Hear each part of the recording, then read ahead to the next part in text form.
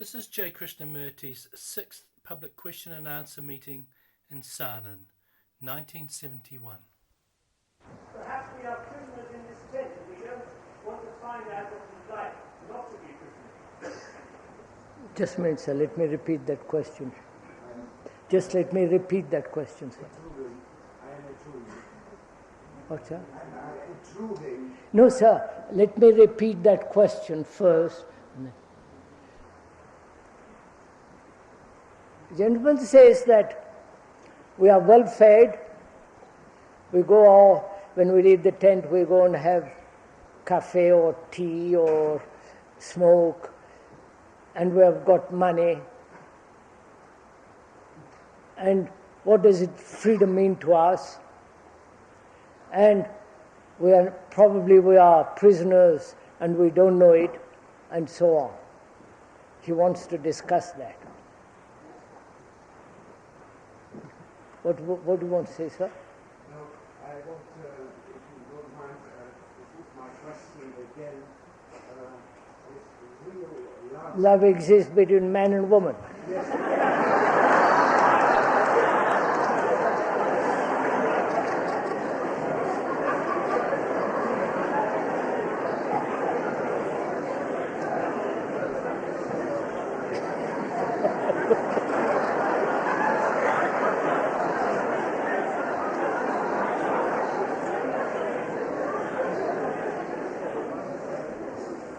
Especially in marriage, because it is not a personal question only, but as a psychologist I have to do with many marriages which are entirely wrong, and the children are mostly the victim. Could you Yes. As I have to deal with a great many marriages as psychologist, could we discuss what happens, these unfortunate marriages and their children? We said the other day, we'll come back to your question, sir.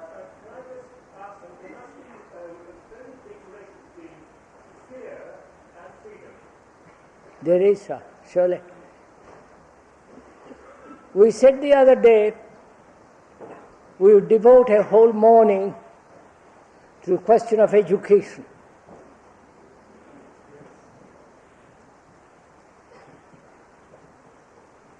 Not only education of our children, but also the education of ourselves. Can we discuss that and include the two questions that have been put? What is the relationship between man and woman and love, and the children involved with marriages that go wrong, and the whole problem of freedom and fear, and therefore educate. Can we go take that, sir? Can we discuss what is education? Not only of the children, but also of the grown-ups. May we? Do you agree? May I ask, is there a difference for you in education and learning? Is there a difference between education and learning? We'll go into that. Take the whole problem of what it means to learn and what it means to be taught,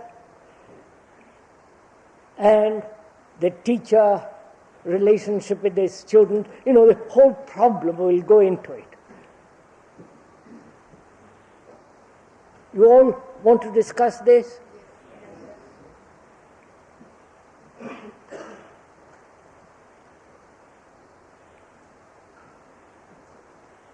It is such a big question, I don't know quite where to begin.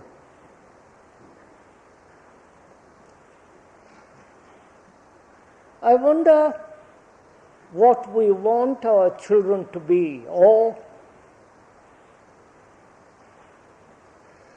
what is going to happen to children as they grow up. That's one problem. And what is the relationship between the parent and the child? And what is the relationship of the family to the community? What is the relationship of the community, the nationality, to the rest of the world? And why do we have children at all?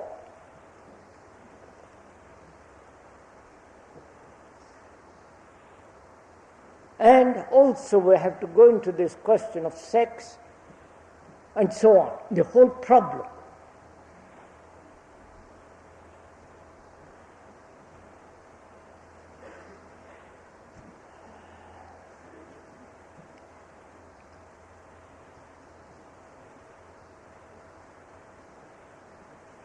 I think we have to begin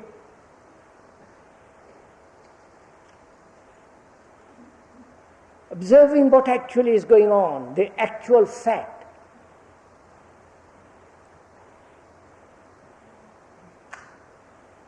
We have children and we send them off to school as quickly as possible. We have our own private life, independent of the children.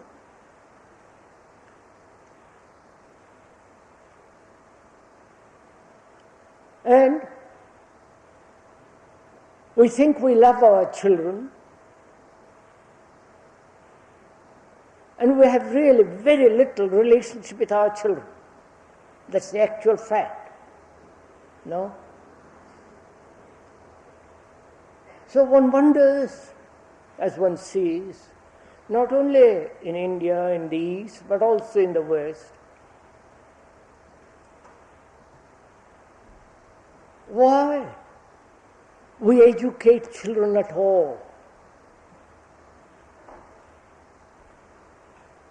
Is it merely to acquire knowledge so that they can earn a livelihood and therefore conform to the pattern of the society which the elder generation have established? Go on. You have to discuss this with me, please.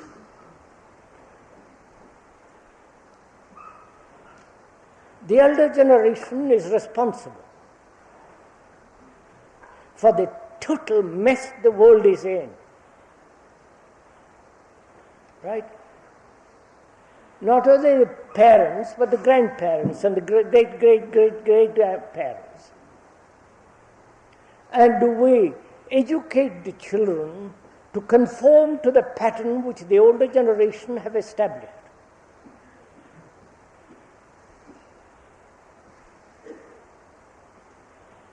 That's one point. And actually what's going on in the world, the parents have very little time with their children.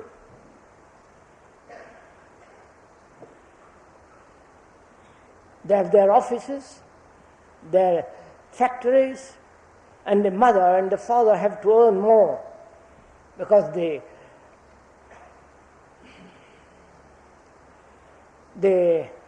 society, the expensive society, buying more and more and more. Right? So, the parents have very little time with their children. And so they're sent off to schools as quickly as possible. These are all facts. And when they come home, the children, the parents are tired. Unfortunately or unfortunately, there is the television. And the children are put in front of it, and for God's sake, don't bother me, because I'm tired. Right? The children lead their own life, And the parents lead their own life, their clubs, their factories, their books, their worries, their sexual life, their position in the office, in the factory, and so on, so on, so on. Right? The parents are concerned with their own lives, their own miseries, their own positions, the responsibilities, and the children are out of that. Haven't you noticed all this?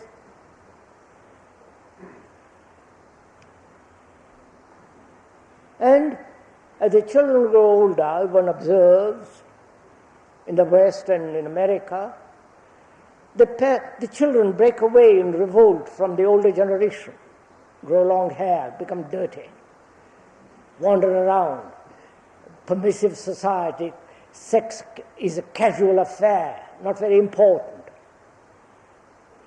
Drugs, marijuana, speed, the whole permissive society. There, they conform. They don't want to conform to the old pattern, but they have their own feeling of unity with the long-haired ones. Right?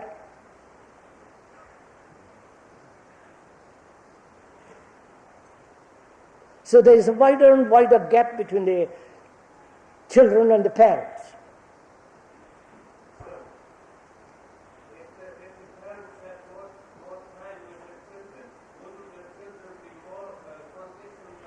We're going to find out, sir. We're going to go into all this.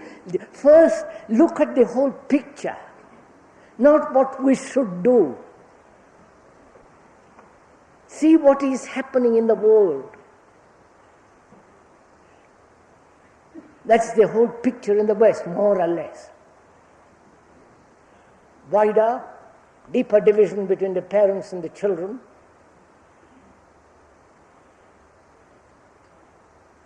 And the children have nobody to go to talk over things. And they talk over things amongst their own group. They experiment with sex, drugs, utterly confused, uncertain, unstable.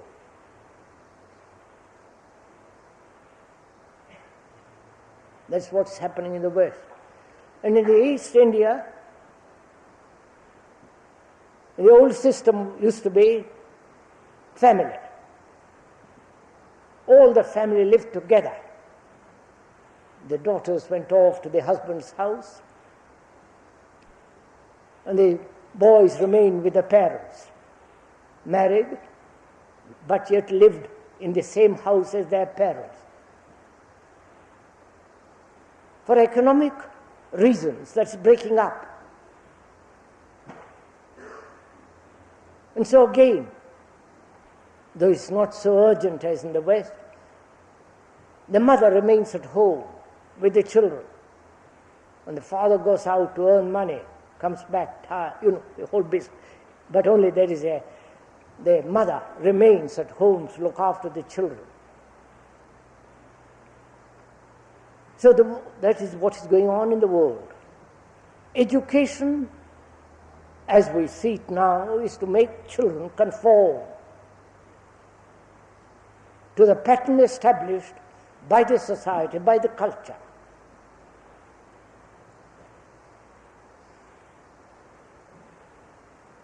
That is competitive, aggressive, ambitious. Each one, parents and the children, out for themselves,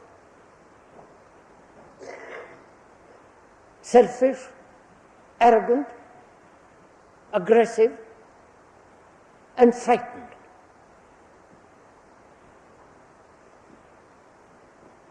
And they resort, the children, the younger generation, to gurus, to mysticism. I don't call it mysticism, rather good word, to occultism, to mysterious black magic, occult stuff, Jesus lovers, all that's going on.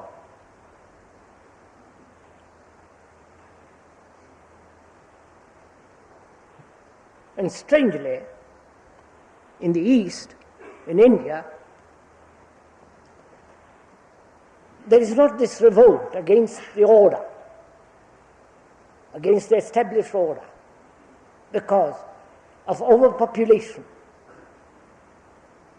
There are 570 million people and probably 12 million every year added to that. So the parents are concerned that their children should have a good job, get married, get a job, and for God's sake don't get into mischief and forget the children. Just the grandmothers, mothers worry about them, but it's just. So looking at this whole picture, in the West there is draft, conscription, and in India there is no conscription because there is so much poverty.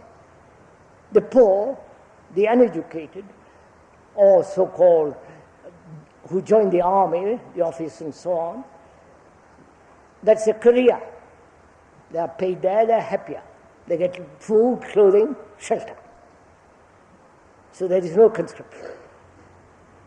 So the society as it exists encourages war and all the horrors of it, violence, brutality, and the younger generation do not want war. They demonstrate, you know what's going on in the world. So when you look at this whole picture, not my picture, you understand?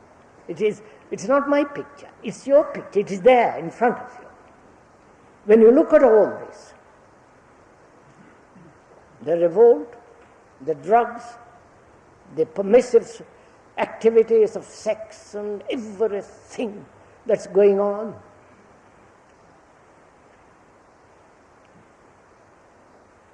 one wonders, how can all this be, and why is it like this, right? Are you interested in all this? You are parents, aren't you, some of you? I'm so sorry. I am really.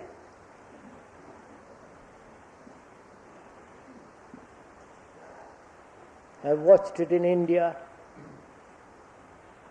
I've watched it in America, in Europe. And if the tall, sensitive one has tears in one's eyes. At the appalling things that are going on. So, seeing all this, what is the purpose of education?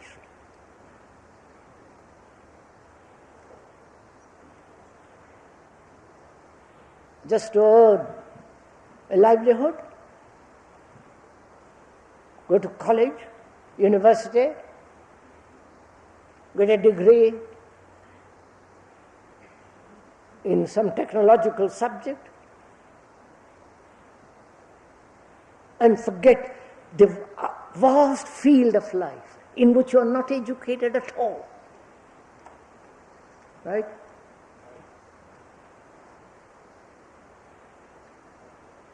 Is that education? One must have technological knowledge, otherwise you can't survive in this world as it is. You know, in ancient India, and still exists, if you leave the world and take a robe of a monk, a tradition has been established through thousands of years that monk, who has renounced the world outwardly, has to be fed, clothed, and Any village, there are 700,000 villages in India, right through, any village, however poor it is, they will support these monks. These monks wander all over the country.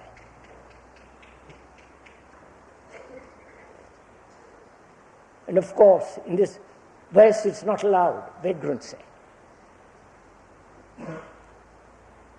So, why? What is the purpose of living? You understand, sir? What is it all about?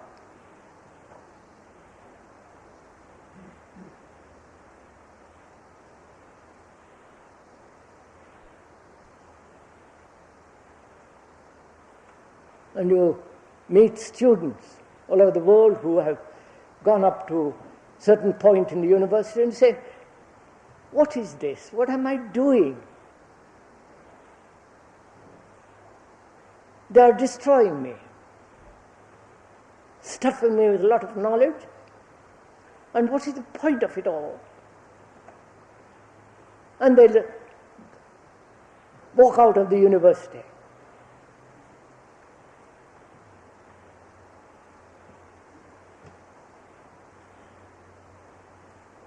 So, what is a parent to do? And what are the children, students, what are they to do? You understand the question? What are we to do?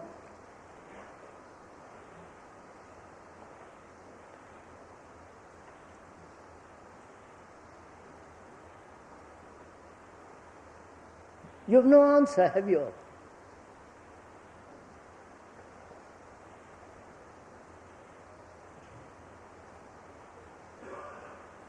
There are parents who encourage their children to take drugs. Think of the horror of it.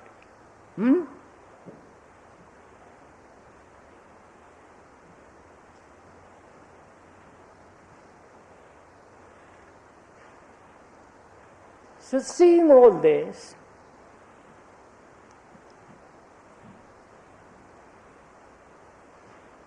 what it, Think of the parents that forbidden for children to take drugs. Think of the horror of that. think of the horror of prohibiting children to take drugs. I'm not at all sure. It's a good basis for making a hypocritical society anyhow. Sir, question of drugs. In India, I'm not talking better or worse, just looking at it. In India, hashish, you know what that is, of course, bhang, part of all that, derived from hemp and, all that. Only certain type of ignorant people take it. It is tradition that you must not take it. And they don't take it. Unless you are a little bit odd, only people that are ignorant, very little money, they generally indulge in all that kind of stuff. Now, in the West, Those who are not inhabited in our money and turn to the West, drink whiskey. right, sir, those who have money, that's why very few drink whiskey in India, fortunately. Very few. Or beer. We only the fairly well-to-do, quite well-to-do. Because it's it's too expensive. Probably when whiskey and beer and all the rest of it becomes cheaper, they'll all begin to drink it.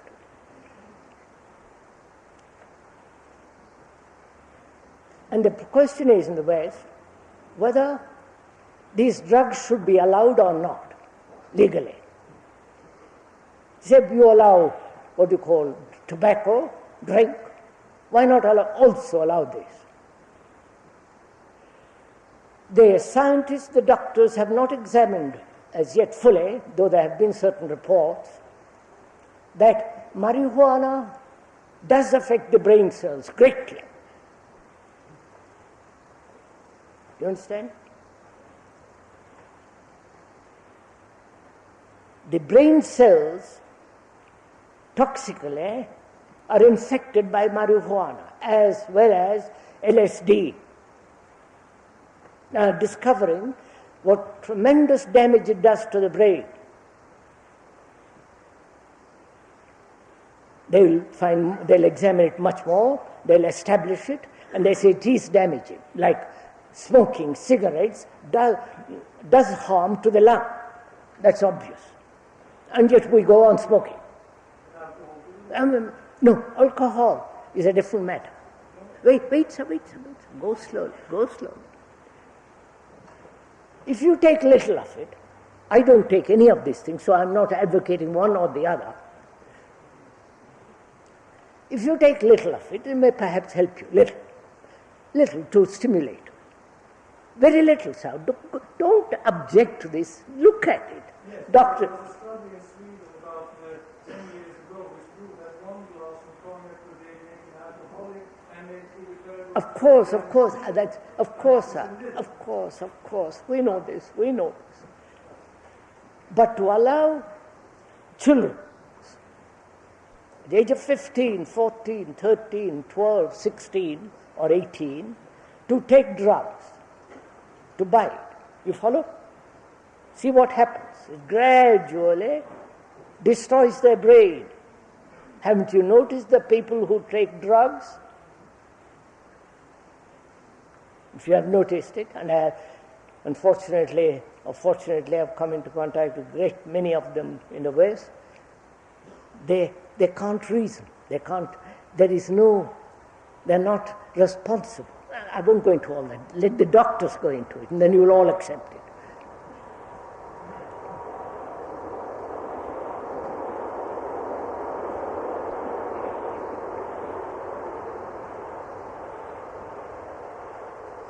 The whole affair. Even though I know in America drugs are illegal, however, it seems to me that the whole pattern of life is encouraging people to take drugs. Of course, sir. Of course. So there is this whole miserable state, right? The children, the students, the parents, Now, what is education, right? Is it to prepare the children, the students, to conform to the pattern established by the old order? Or is education meant to create a totally different kind of human being? Please, sir, answer. This human being doesn't need any religion. Peter, we're going to find out. Don't state anything. You are not inquiring then. And it will be looked on the whole process of education more in the sense of learning. Not as you say education, but learning. How do we learn? Wait a bit, madam. You refuse to go step by step, and we all jump ahead. So, how can we, grown-up people and fairly advanced students, how can we change all this? You understand? What is our responsibility?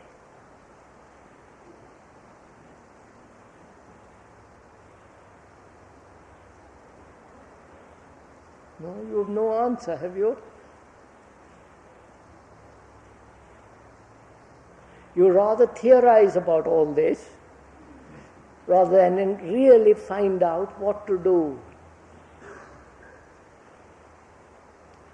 So, what is education and what is learning? What is acquisition of knowledge and freedom?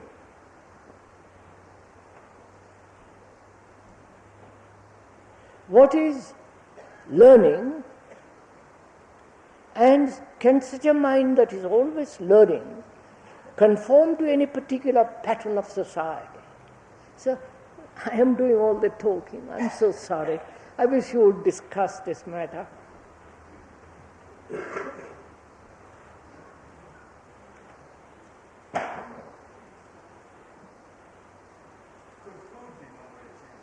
What's up? Food. As you said, drugs is marijuana and alcohol. What about a lifetime of sugar, or a lifetime of spices, or a lifetime of meat? That's right, sir. Killing animals for food, right? You see, don't take one little thing, take the whole thing. And the intolerance. Huh? And the intolerance. Of course, the intolerance. Intolerance of even the person that says, I'm non-violent, depends so violently vegetarian that I'm intolerant towards anyone else. Of course. Sir, it is my opinion that education to conformity is entirely wrong, and that we have to bring up our children that they have the opportunity to be a new being. So that's what I'm asking, sir. I'm asking how, seeing things as they are now, the intolerance of the long-haired ones for the short-haired ones, the intolerance of the people who eat meat for the vegetarians who don't eat meat, those who say vegetarianism is like a filthy, creeping disease that is spreading all over the world, and so on and on and on and on. Seeing all this, the wars, the intolerance, the division between people, between the parents and children, the misery, the divorce, you follow, sir, all that. Don't just take one thing. What about to abolish centralized authority? To abolish centralized authority. Sir, all that is involved in this. You may abolish centralized authority, but you have your own authority over your wife, over your children, or you have the authority of the guru. So you have to tackle understand the problem totally, sir, not just one part of it, not one fragment of it. And our culture has broken up life into fragments. And we take one fragment and go wild over that fragment and discard the rest, or be totally indifferent or intolerant of the rest. So please consider the whole problem. Now what are we to do? What, sir? Stop. He said, just stop. Not just stop, but you have to stop first. You have to stop. Will you stop? Wait a minute. Being intolerant? Stop killing animals for your food? Stop taking drugs? Stop smoking? No, you see, you won't do it. If we can be aware of I mean, what's going on. you are aware of what's going on. Not if we can be aware. That's it. Not everybody is.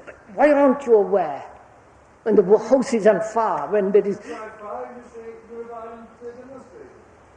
If you say, fire, the house is on fire, maybe somebody says he's a violent demonstrator.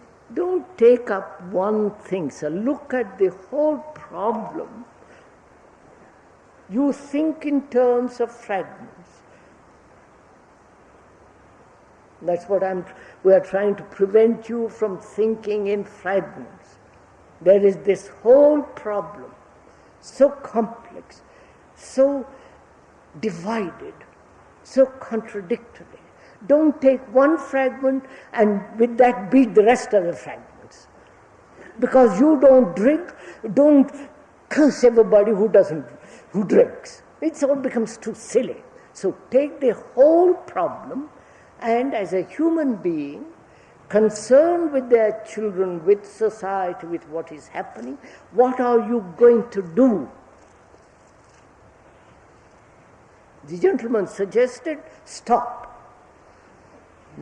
Will you stop? Stop sending your children to war? Try to resist propaganda. That's it. Try to resist propaganda, but accept another propaganda. Oh, for the... If I can see all the things that have conditioned me, I won't impose that on another. That's all.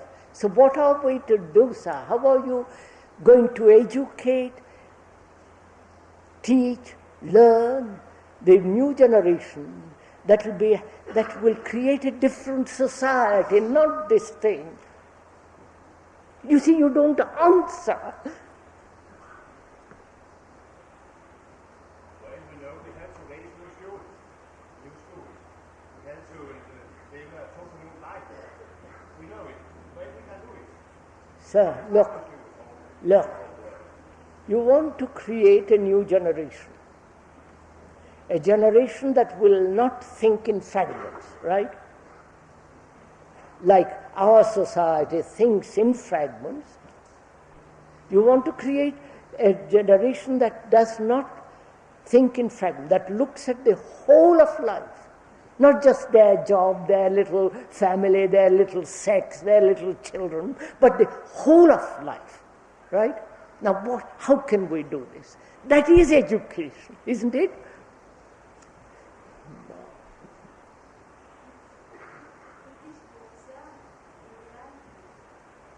Huh? I can't hear it, madam. What is that, sir?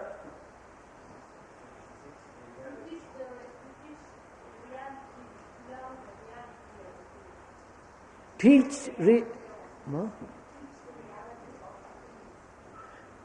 reality of the things. Do you know what? You see, the vanity of the parents. Teach them the reality. What do you know about reality when you are fragmented? When you are battling with your husband or your wife? When you are seeking money, position, prestige, acting selfishly? No. I would eliminate the impact of society within myself first. I can find the impact of So do you do it? Do you do it? So, it seems that as we are, we cannot do anything. Yes, sir, we can do everything. We can't wait till we reach perfection.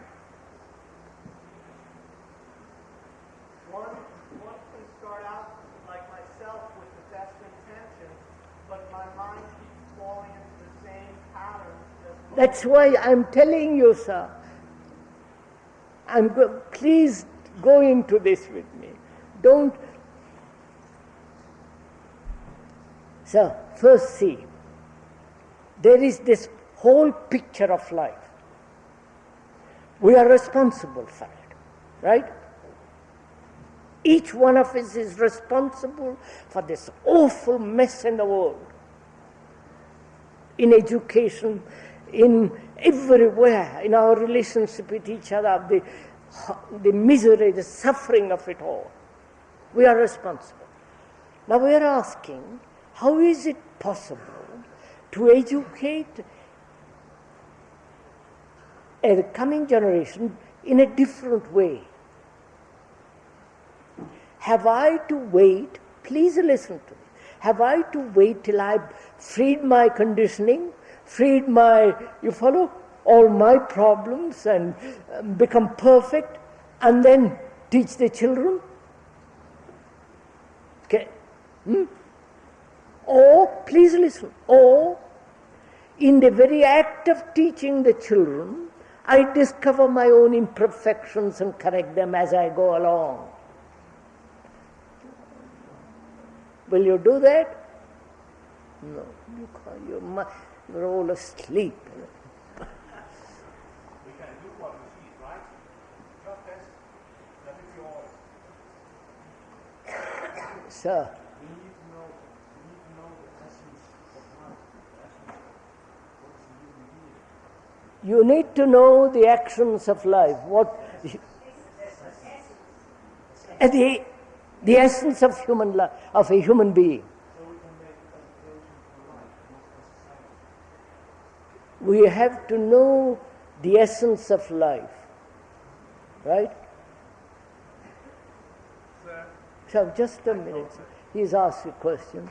The essence of life. Now who is going to tell you the essence of life? Huh? What's that? Therefore, what will you do? That's what we are doing now. Sir, it is only fragmentary, but I always say to parents, don't have an image of your child, not in the future, not in the now. Don't Yes, sir. project yourself in your child. It is a fragment, I know, but it is perhaps something. Look, sir. I've been connected with several schools. 2 in India, 1 in the north and 1 in the south. I go there every year and spend about 3 weeks to a month talking to the students, to the teachers, practically every day discussing. The parents want their children to get a job. That's the only thing they're concerned with. See the problem for overpopulation. And jobs are awfully difficult to get. And during these 30, 40 years I've been there and talking to them, they all sit around me on the floor, we discuss for an hour. They say, "You're quite right, sir. What you say is perfectly true. Thank God you are leaving in a month's time. We can go back."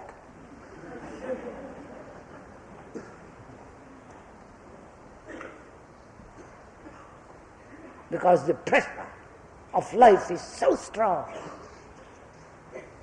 The tradition is so heavy.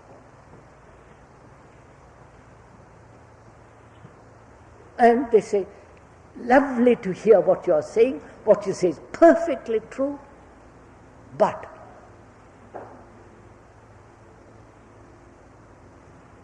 we were connected with a school in California that's gone. There's a school in England, we're trying to build it up. Now, what is a teacher? What is a parent? What are you to do? Seeing all this. sir, is it possible to allow, to create an environment where we allow people to go beyond oneself? Is it possible to create an environment in which one can go beyond oneself? Now listen to that question. Is it possible to create an environment which will help you to go beyond yourself? All the religions have tried to do this with their monasteries, right?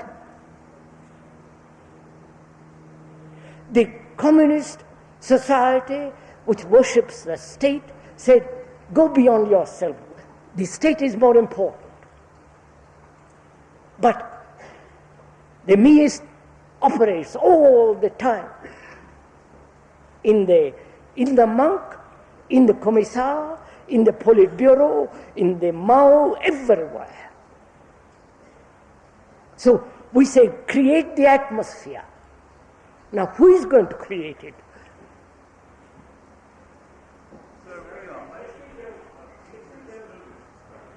What's that?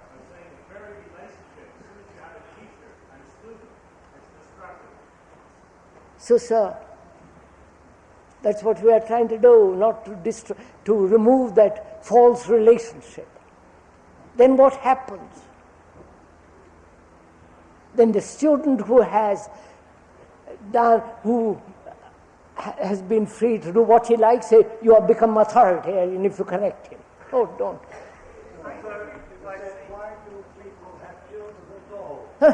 Why do people have children at all? Don't ask me.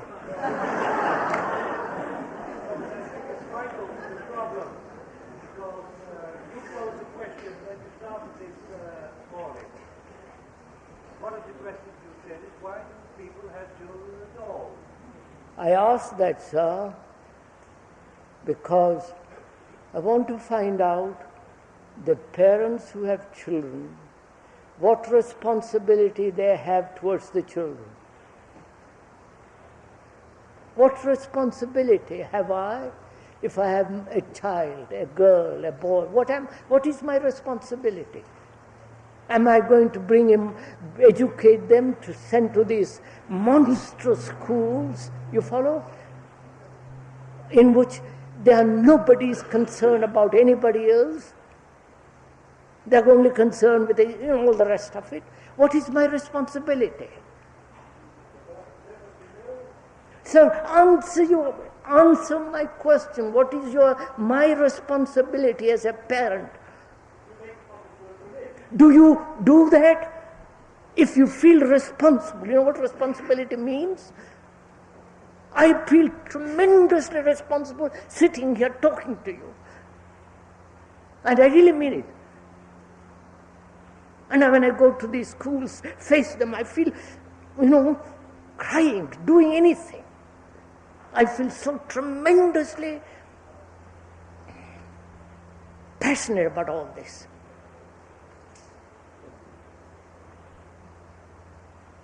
So what is my responsibility towards a child whom I have begotten? And do I want him to fit into this society? Sir, if I see that in dealing with my child or friend, I play on their fears. Sir, I am asking you, you're not answering my question. Sir, I don't do it. I don't produce it, and then once society is produced with me. What, sir? I don't make them dependent on me. I don't induce fear in them. Sir, would you mind answering my question first, Madam?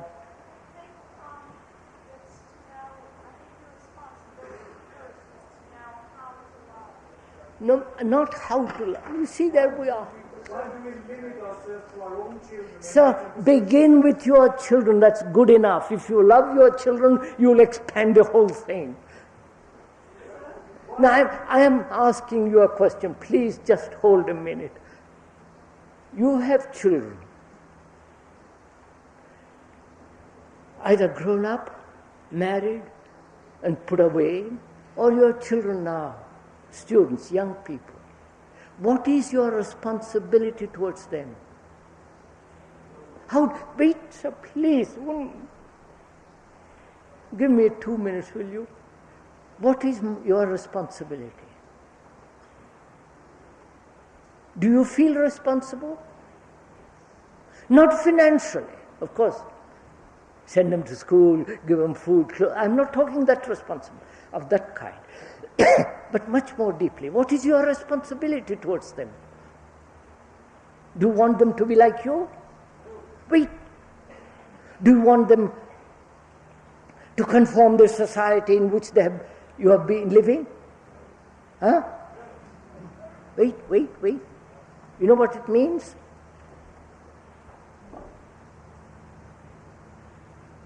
Do you want them to take drugs? Do you want to have sex at the age of 14, 13?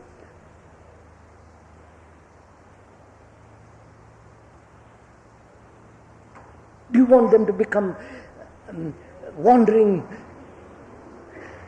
people all over the earth? There are 20,000 so-called hippies in India.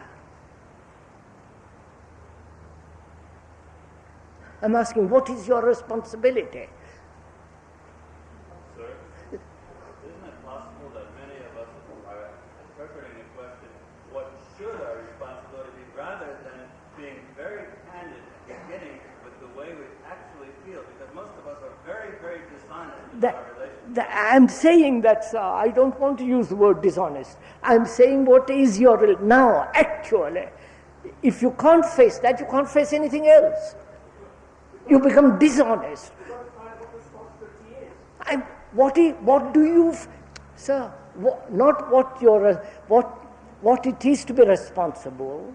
Then you have the picture of what it is to be responsible and try to conform to that picture. But actually, do you feel responsible? You know what that word means? To your children. And we really say to our children, God said, don't grow up like me. And we really say that and mean it. I'm not, please, madam, you're not answering my question. Please stick to my question. Do you feel responsible?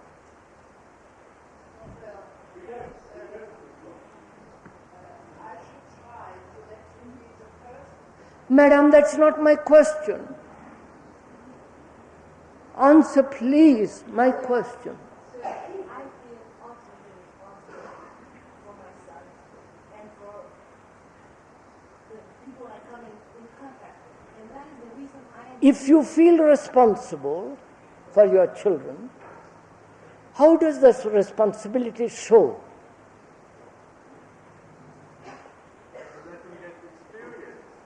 What? You let them make their own experiences. They are doing, so you are not answering my question. Well, my responsibility shows so that I'm full of despair when I am with my children. The lady says, I feel the responsibility when I'm with my children.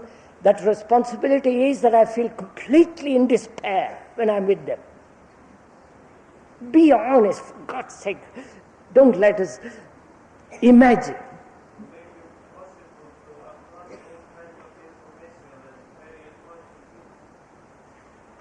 Sir, please. I feel responsible if I had a child, a son, a daughter. Thank God I've got it. If I had one, I would feel responsible. I want to know what they are doing, just not to correct them. I want to see how they walk, how they dress, how they talk, how they eat, what are they thinking about, what company they keep. You follow? I mean, I am responsible. I want to find out. Not tell, don't do this, do that, become this, become that. I want to see what is happening in their mind.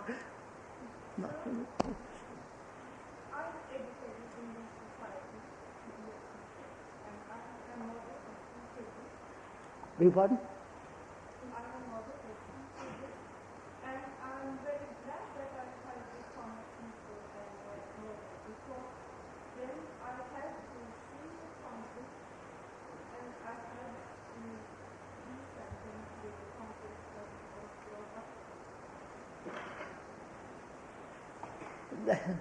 Please, I am asking one question, you are saying something else.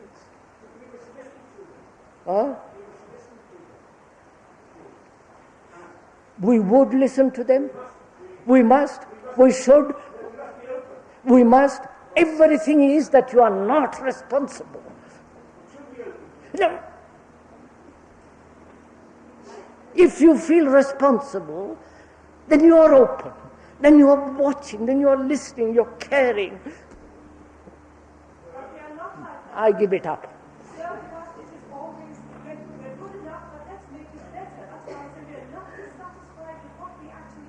No. I am sorry. You are not answering my question. You are saying don't be like us. Our question, sir. What? What about our question? No. I've asked you before, what do you say about this? You kept quiet. Now I'm asking you, your question will be answered when you answer this question. Do you feel responsible? If you feel responsible, you will see that there is no war. You will not allow your children to be destroyed. For God's sake, what human beings you are.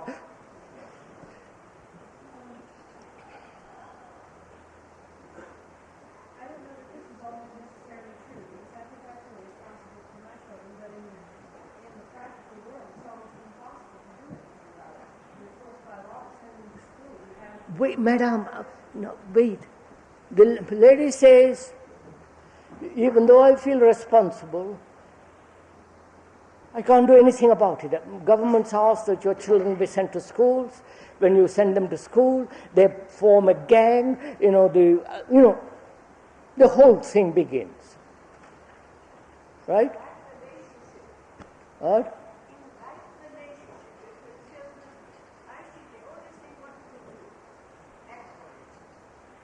What is that?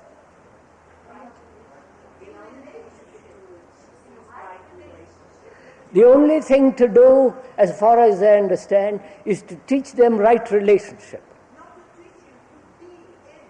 To be, for yourself to be in right relationship. Are you in right relationship with your husband, with your wife, with your children? Of course not. We say we must be. We should teach them, don't be like me.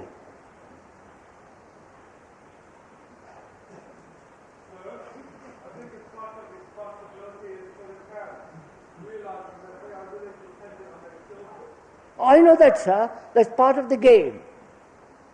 The parents are dependent on their children, use them as toys and all the rest of it. Please, you're just avoiding the issue. If I have children, then I like to know what kind of children they were, where they come from. Oh, if he has children, he wants to know where they come from.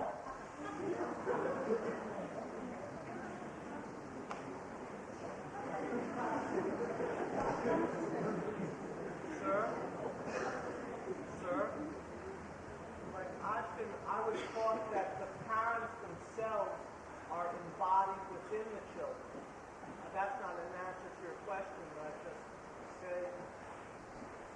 The children are the embodiment of their parents. If that is so, even then I say to myself, if I have children, what is my responsibility? There is war. There is conscription, draft. Children like to conform. Long hair, short hair, worship Jesus revolution, Jesus freaks.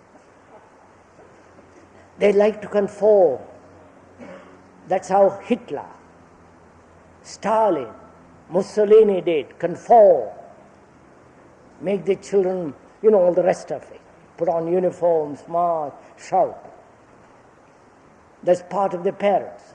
Now, seeing all this, all the picture, not just your picture or my picture, all this picture in the world, what am I to do with my children? Yes, sir? I think my responsibility to all people in the world is to be totally and completely free from the whole world.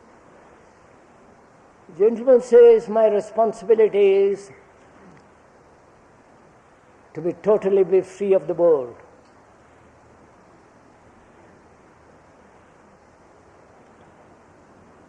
Seeing this whole picture,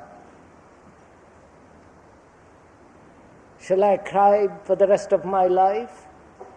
We get terribly depressed, in despair? I can't do it. It's not in my blood to get depressed about this. So I say to myself, what's my responsibility? There is war.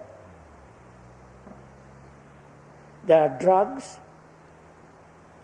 There is no, in education really, there is no learning at all, but merely cramming knowledge, which is necessary.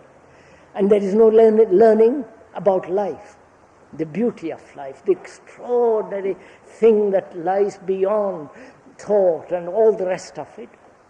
What is my responsibility? How can the mind as fragmented condition be responsible for anything? That is so, sir, but I'm asking you, but you have children, what will you do with them? No others. Love them. Sir, I would think that You love them, you say. Do you love them? If you love them, will there be war? Will you send them to war? If you love them, will you allow them to take drugs? Not allow, you understand? See that they don't take drugs. Teach, yes, madam. Beg your pardon? Grow with your children? Sir, I think possibly if I had children, my responsibility towards them directly would be to have an appreciation of responsibility. If I had children,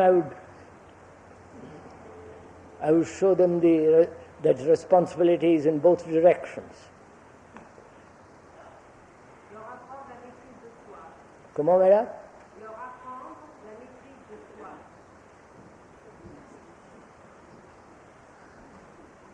Sir, what do all these answers tell you about us? Tells me very simple that you don't face facts. I think my responsibility is to talk those things over with my children, to live with them, to raise those schools, find my Jesus and so on. Not difficult to make... Sir, just take a simple thing, sir. There is war. There is conscription. In France, in England, I don't know, if conscription, draft. Now, what will you do as a parent? Face it, sir, what will you do? Oh, madam, that is all just... We have to dive psychologically to all this. You are not dead. We have to. I'm not interested what you're going to do. I'm asking what you will do now. What, sir? We have been talking about changing yourself for the last 40 years. Will you change?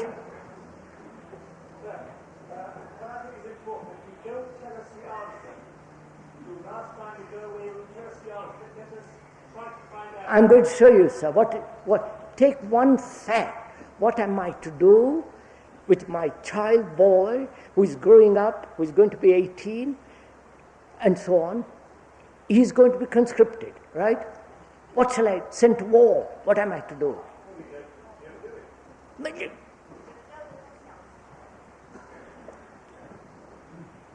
What am I to do? How am I to teach him or help him to understand the extraordinary thing to kill somebody?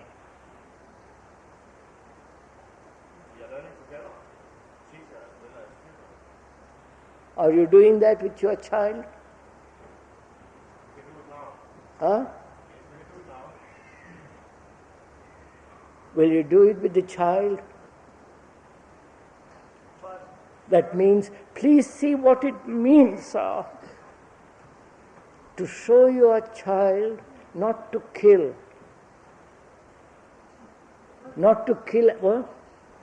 I want to say that I have seen in my children that when they grow up, they are not so grown up yet, but when they grow up, they are feeling the same thing for animals as they do for human beings. They learn, and this is a thing they will see when they grow up. How animals treat each other, how we treat animals, we eat animals. In that, it is already killed in them that whole feeling of compassion and things I know. that maybe would be possible for us to How- learn. So what can we do? That's just, I'm asking. Give a good example. Yes, sir. Train. Just whistle it. I can't hear the train. Train has the voice. Just a minute, sir. Let the train go. You are asking me, what, can you tell me what to do? What we shouldn't do? Can you, please listen to the question, can you tell me what to do or what not to do? Sir, is it a case of seeing what makes for the separation and at the same time seeing what is the nature of my present responsibility? Obviously, we can't tell you, and we can't tell ourselves at this point. Oh, yes, sir, I'll show it to you in a minute. When you stop yelling at me and telling me explanations and not facing the fact. Here is a fact. I've got a child. I've got a son. I think I love him. I want him to grow up to be totally a different human being than this modern generation. What am I to do? Listen to his questions very carefully and go with him as far as he's willing to go and you're able to go in his fighting. But he's not going to listen to you. Because we have no relationship with him. I've been saying that.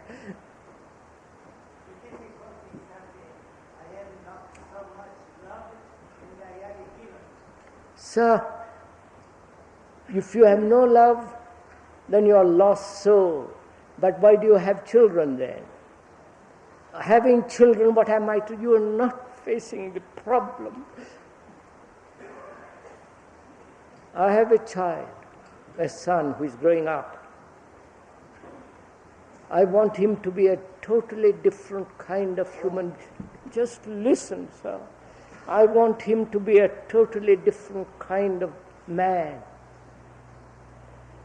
Not aggressive, not violent, not frightened, not conforming, living in a totally different dimension. I want him there. That's my love for him. Right? My love for him is not to teach him what he should do, that he should grow up to be a human being totally different from the rest of the gang. Right? Now, how am I to do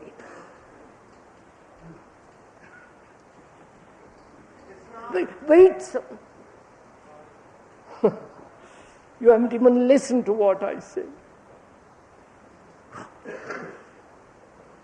What am I to do?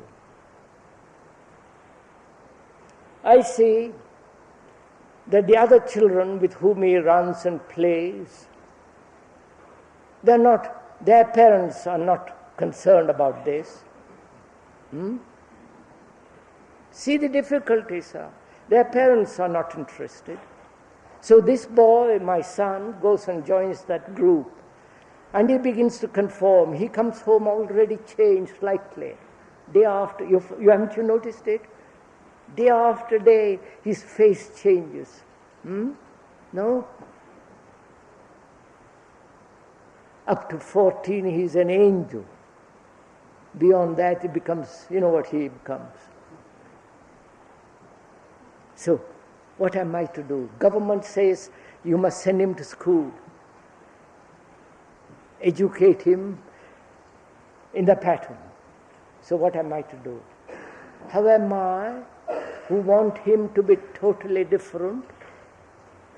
Different not in a reactionary sense, totally different. A revolutionary different. Psychologically, above all this stupid horror. And I see what is happening. So when he comes home, I have to talk to him. Right? I say, look, you are conforming. Discuss with him, talk to him, play. But have I the time? I've been working in the office all day, being insulted, conforming, being bullied. You follow? And I come home tired. And the wife has her job, career, because she loves careers. The woman live, you know that? And she hates the house. So she comes home tired. And I have no time with the child nor the mother. So the tendency is for the child to conform to the patterns set by the younger generation. Right?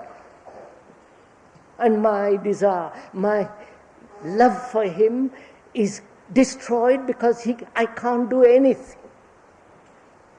Right? So I say, now what am I to do? So I say, I will not go to clubs. Right? No bridge. I am going to spend my life looking after that boy, though I have to go and earn a livelihood. You won't do that. Because you want to go to clubs, you want to have your hair curled, not curled, you want to be fashionable, you want to be, all the monstrous things, and yet you say, I'm responsible. So you won't give up one thing, and yet you say you love your children. No, sir. And if you loved your children, do you think you'd have wars?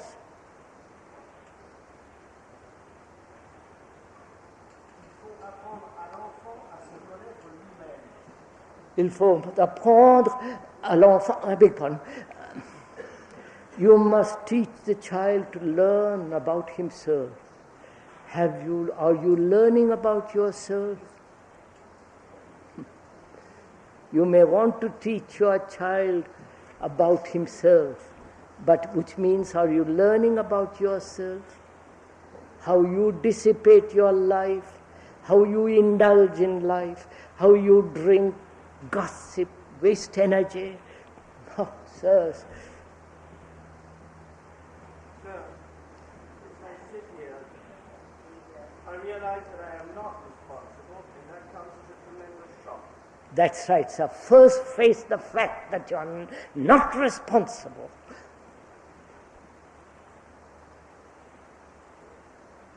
So if each one of us in this tent really, sir, do you know what we could do? If each one of us felt responsible, we'll form schools, we'll sacrifice, we'll sell our jewels. Not sit comfortably back and say, oh, we must teach our children to be different, and all the rest of that. So it's up to you, sir. It's now 20 to 12. So all this shows that we don't feel responsible. And that's why the coming generation is like us, only with one longer hair, equally unhappy, discontented, trying to identify themselves with something or with themselves, saying, I must be myself. I don't know what that means. So they will be like us when they grow up, confused, unhappy, uncertain, tremendously caught up with their own miseries. And their children will be like them. It's been Socrates, I'm told, in 500 BC, complained about the children, how that they were rude, how they didn't behave, how they were concerned with themselves, with their looks, with their sex, and we are still doing exactly the same. Right? So, sir, you have listened to the speaker for an hour and more. Do you feel responsible at the end of it? Don't answer me. To feel responsible means you have to change your whole way of life.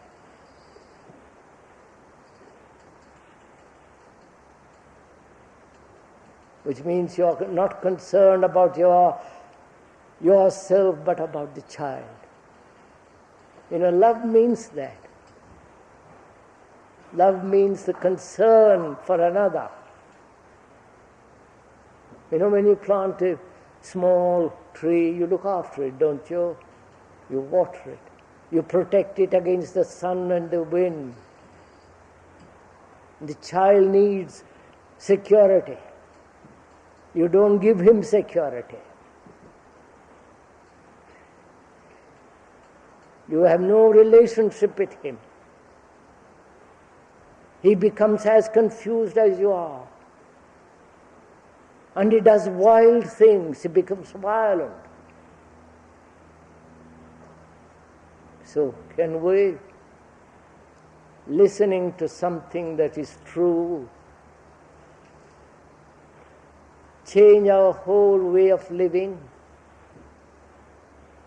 and be totally concerned with the child? Right, sir.